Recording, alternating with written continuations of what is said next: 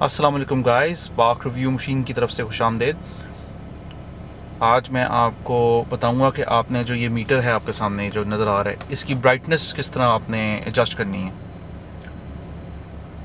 इसकी अपनी brightness adjust किस तरह करनी है, वो आपने यहाँ पे जो बटन लगा हुआ है इसका ऑडो ट्रिप डिस्प्ले का, इसको दबाना है और इसको बार वाले ऑप्शन पे लेके जाना है, जहाँ पे आपको बार नज़र आ रही होंगी। यहाँ पे ये देखें, आपको बार्स नज़र आ रही हैं। ये अभी लाइट ऑफ है आपकी, ये वाली।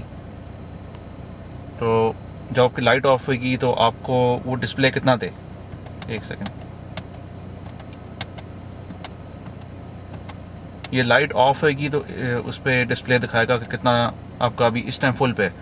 इसी बटन को आप दबा के रखें अगर, तो वो देखें आपको डिस्प्ले कम होता जा रहा है।